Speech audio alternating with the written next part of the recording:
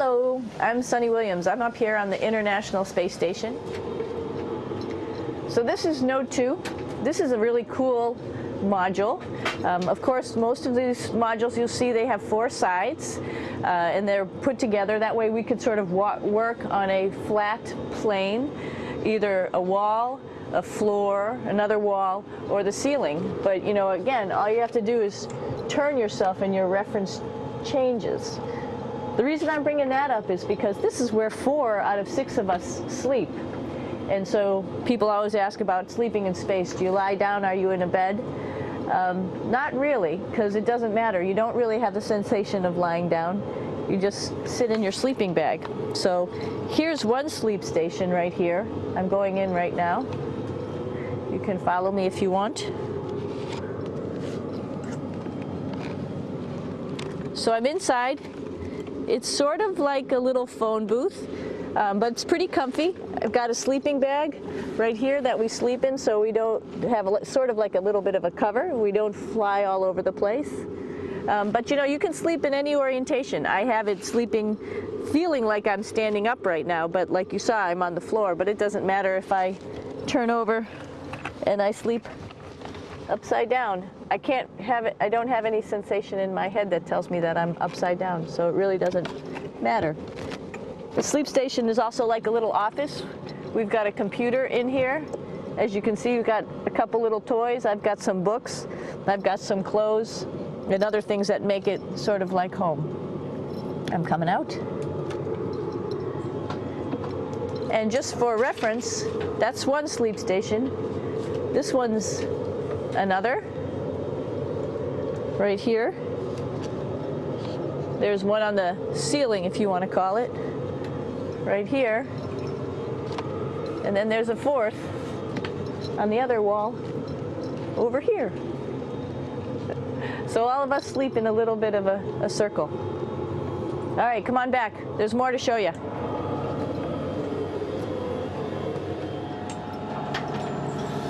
I know that there's some questions about how to use the bathroom and how do you actually live in space like normal, like at home. I mentioned real quickly about getting up in the morning and brushing your teeth and washing your face. Well, how do you do that? Well, here is the bathroom essentially. You get up in the morning and we have a little kit and it has all the essential things that you need, like your toothbrush and toothpaste and brush. See how much better the brush makes my hair look? I'm just joking. It still stands up straight. It doesn't matter where you are. It's always going to stand up straight while you're up in space. A lot of people ask about toothbrush and toothpaste. So, luckily enough, toothpaste, you can do it upside right this way, is sticky, and so it sticks to your toothbrush. No problem. Another cool thing is that water sticks to your toothbrush too. If you can see it, I'll have some water come out. The water is pretty neat up in space. It'll stick to your toothbrush and it will make a big bubble, and that's just by surface tension. And then you can drink it. So a lot of people ask about what do you do with the toothpaste after you brush your teeth.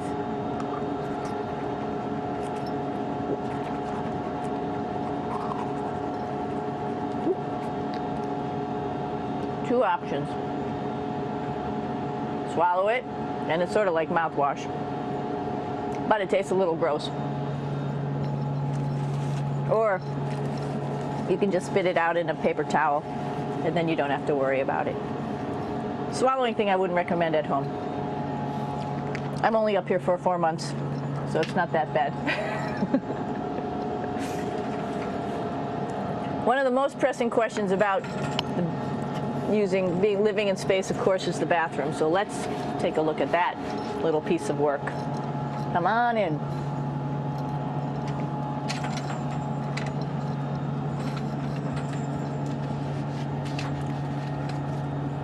Here we are at the throne. This is awesome. You might see the little You might have noticed the little moon on the outside. This is our orbital outhouse right here.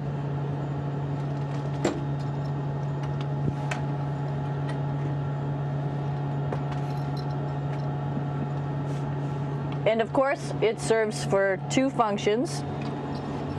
Number two, right here. I'll show you. But you see it's pretty small, so you have to have pretty good aim, and you be ready to make sure things get let go the right direction. And it smells a little bit, so I'm closing it up. And that's, of course, for number two. And this guy right here is for number one.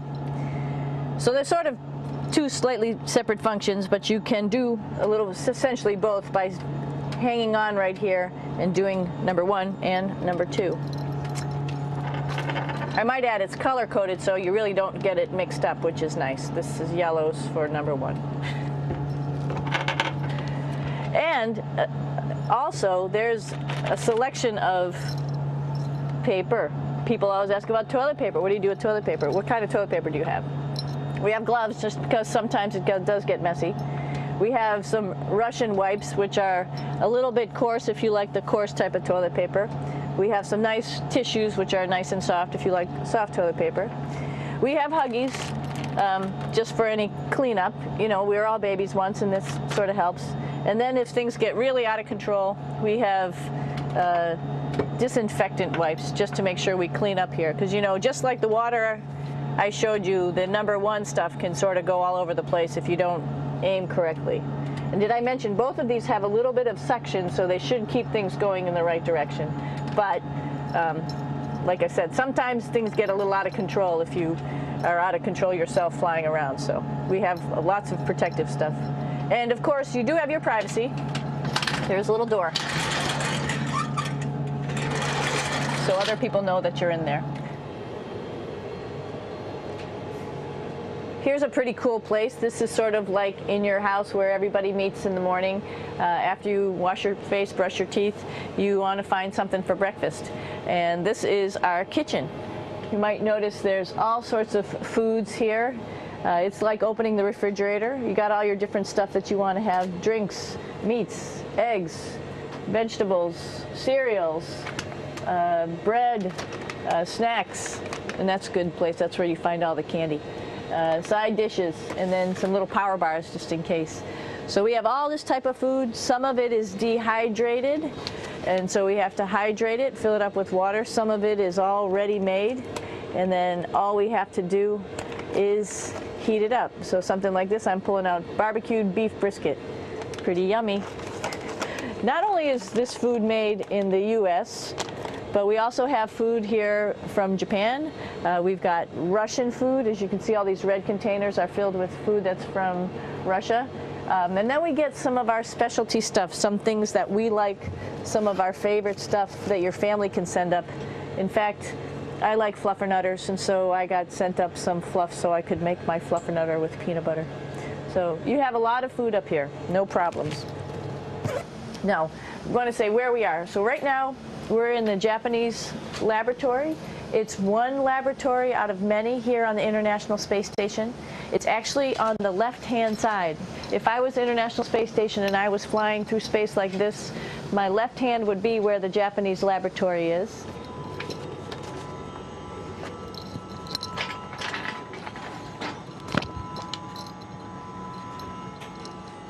So now again, we're on the right-hand side, all the way on the right of the International Space Station. This is Columbus, the European module. It has science experiments all over. You could see it looks a little bit crowded. And here we do a lot of our medical experiments.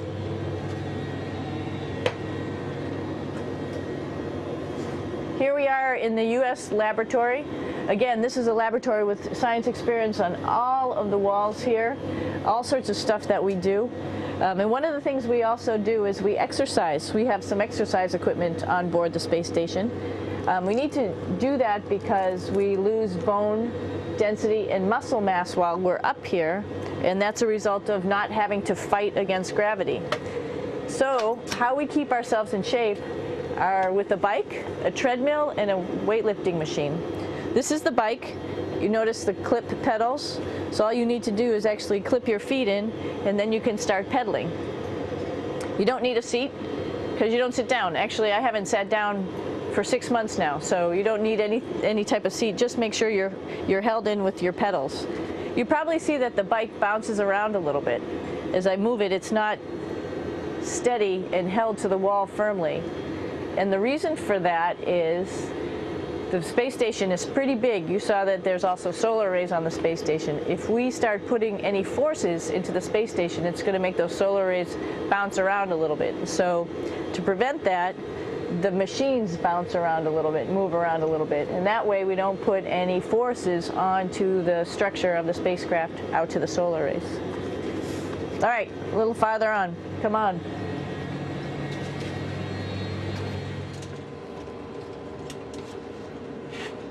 I'm here with my two buddies in the airlock.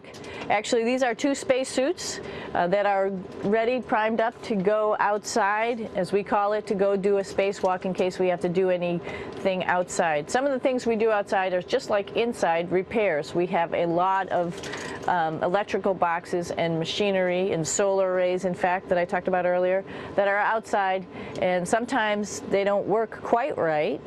Remember, space is really cold and really hot, and it's also the vacuum of space with no pressure, and so some of the equipment doesn't work well all the time. So we might have to go out and do a spacewalk.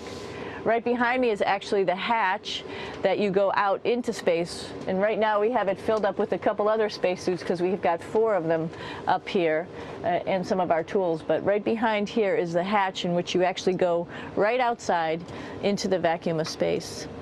The spacesuit is pretty big, as you can see. It's like being a football player. Part of the reason it's so big and bulky is because of this backside, this backpack.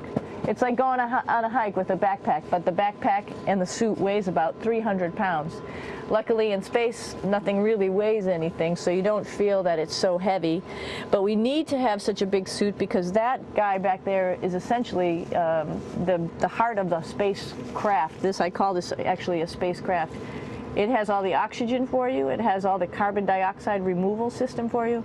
It also has a heating and cooling system to make sure to regulate our body temperatures while we're outside. It also has a computer, so it tells you on a display here if there's anything that's going wrong with the suit, if we're running out of oxygen, if we have too much carbon dioxide, or any type of electrical problem. So it's a pretty awesome little spacecraft, and actually got to go out, use my little spacecraft a couple times, and it worked like a charm. Lucky that it works very nice. You might want to see what the helmet looks like. It's pretty cool too. We don't usually go out like this, so you usually can see when the helmet's open. So you can see what it looks like inside.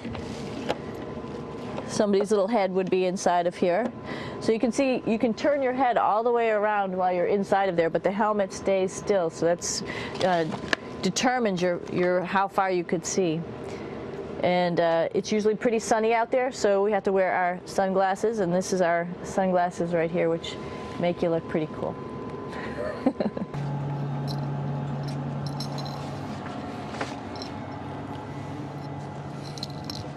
It's like a glass-bottom boat. This is the cupola. It sticks down below the space station.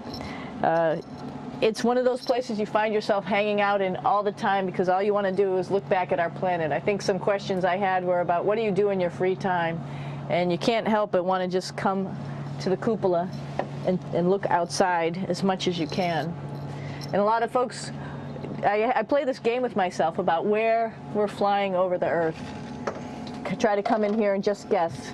After being here for a little while, you can sort of figure it out. You can tell different cloud types over different continents. You can tell different soil types over different continents. So let's see. And then, of course, there's a lot of ocean.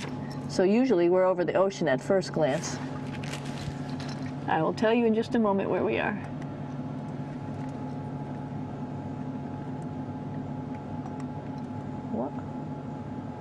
There we go. So right now we are right over Africa. It's a little bit cloudy, as you can tell, but we're right over the continent of Africa. Hey, what's that? I think that's a Soyuz spacecraft. That's the spacecraft that's taken us home to planet Earth today. Oh my gosh. We might have to go take a look at that. That's pretty cool. It's a little bit smaller than the rest of the spacecraft, the space station, so you'll see if we go there, it'll be a little bit more crammed. But we're going, you can look all the way back to the back of the spacecraft, which is where the Russian segment is, and then you could look all the way forward to the front of the spacecraft, where the Japanese laboratory, the European laboratory, and the American laboratory are, and then back to the solar arrays where we started in this morning when we were looking out the Japanese window.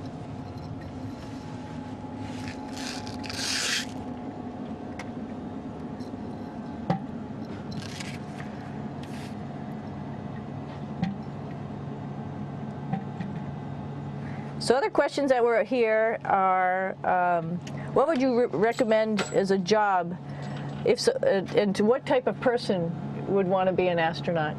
I think people who would like to explore, of course people who like math and science, that's what this is all about. We have people in the office who are doctors, teachers, veterinarians, engineers, pilots, so all sorts of people become astronauts, and I think if you see it's just sort of cool, so I think people who like to do a little adventure and like to do cool stuff probably usually become astronauts. Hey, one thing I didn't show you, or I talked about but I didn't show you, was the exercise, another piece of exercise device, which is the advanced resistive exercise, and that's what this is right here. This is ARED, and you could probably see this bar. Let me just do a little bit of maneuvering here. Stand by. You have to set it up just like at any other gym.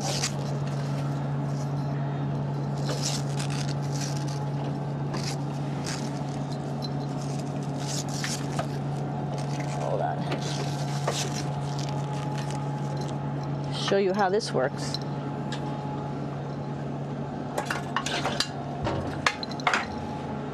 So you can see you can change your attitude just by going from one module to the next, going up from the cupola down here. This is what we call the ARED, and with this you can lift weights based on vacuum in these cylinders, just like you do at home at a gym. For example, if I wanted to do a squat, I could do it like this. Oops. I just need some weight on this thing. I'm not lifting with anything, so it's too easy. One of the cool things you could do things that you can't do at home. For example, single leg squats with just one leg, because the other leg, you won't fall over. So all sorts of stuff. You can also do bench press. We have a bench that we could add on here, so you can work on your beach muscles.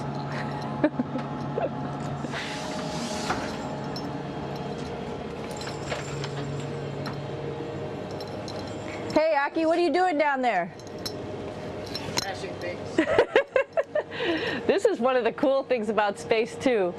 It sort of looks like there's a big old hole here, but you don't even think twice about it. You could just jump over the hole, or if you want, you can go jump into the hole.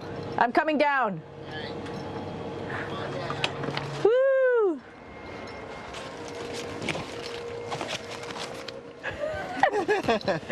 Then you can come right back up again, like Superman. Woo!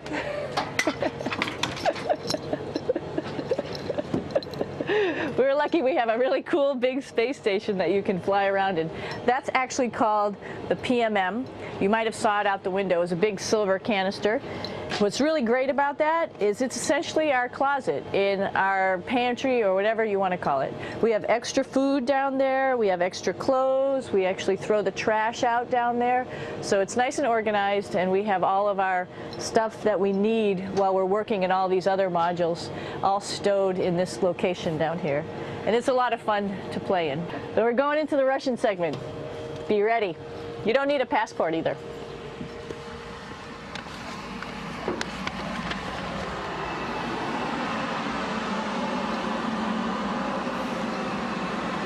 It goes a lot farther back than this. We'll go take a trip and say hello to the boys down there in just a minute. Well, let's do that first, actually, and then we'll go down to the Soyuz at the very end. This is Yevgeny. Hi.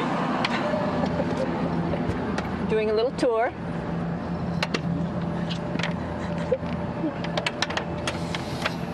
This is the FGB, and what's cool about this module, it is actually the very first piece of the space station that came up in 1998. The space station has been around for about now, manned for 12 years, but it's been up in space for about 14 years. And this was the very first. It is like the Russians' PMM. It has a lot of storage, as you can see.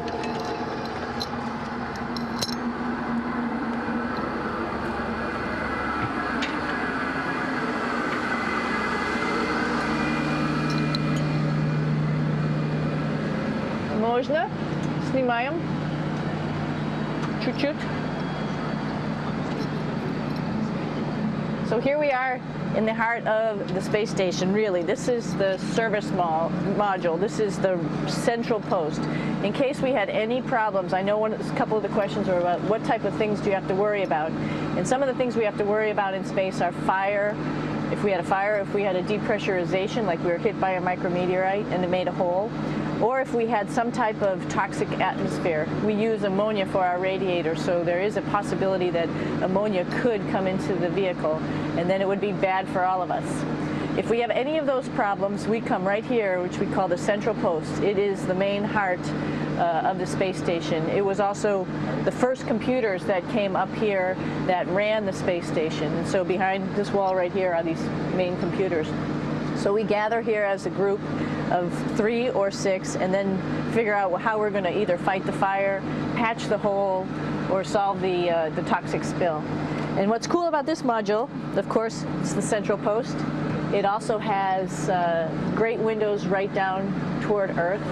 It has controls to fly in visiting spacecraft if they need some assistance right here. It has Russian computers as well as American computers to help us control anything we need to on the space station. It's a couple of our crewmates back there, Oleg Novinsky on the right and Yuri Malenchenko on the left. And there's also a second bathroom here, which is really cool because 6 of us going to one bathroom is really tough. And so there's one bathroom here and one bathroom on the other side where I showed you. And you can probably see on the wall behind Oleg and Yuri some of the heroes of the space program. Korolev, Sergei Korolev, who was a chief designer of putting men into space, and of course on the right-hand side, Yuri Gagarin, the first man to go into space. So just reminds us of our roots. Yuri, what are you doing? Что делать? Making coffee. Oh. Black coffee. Yeah. Looks good. Okay. Спасибо. We're going to check out our Soyuz real quick.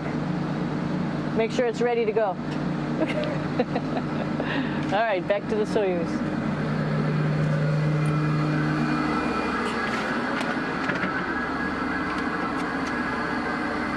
I'm going to stop here just for a quick second. You can see on the Russian spacecraft there's also other modules that stick out, down, and above.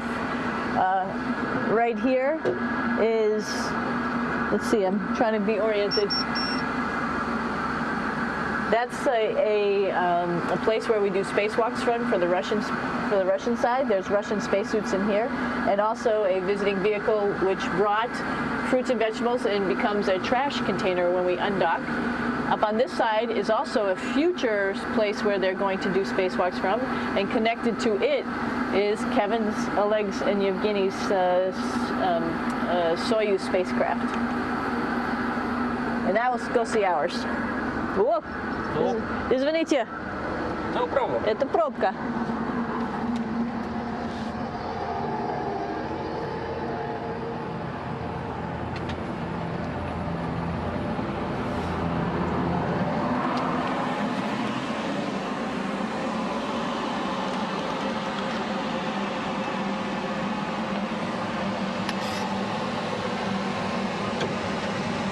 Coming down.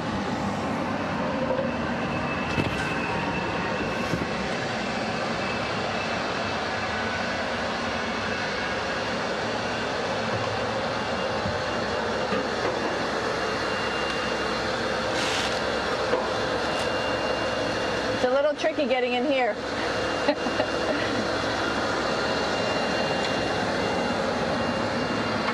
This is the docking probe right here, this big thing. This helps us connect to the spacecraft. This probe actually sticks into this cone, and that's how the spacecraft, our Soyuz, becomes connected to the ISS initially. That is then replaced by clamps, which are around here, that will allow the two spacecraft to be stuck together. And then you can remove the probe and the cone.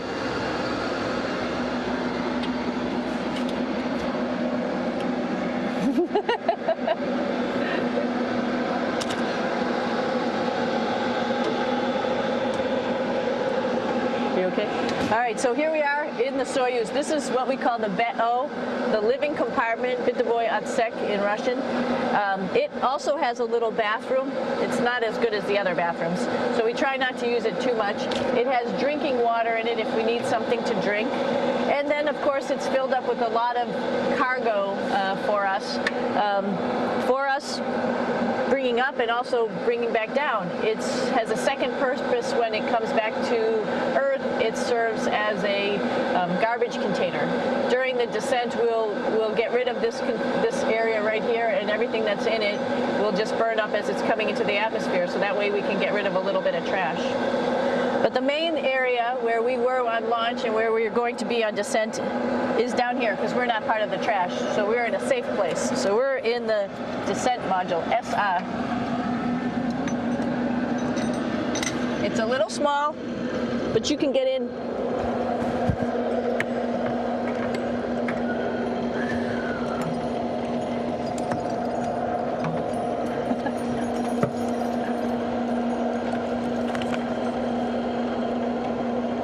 Not sure how well you could see in here. Hold on for a second. I'm going to turn it up this way, just so you could see the hatch, and you could see Kevin. It's a little bit small, but we'll come in and show you around. You coming in? Probably not. Okay.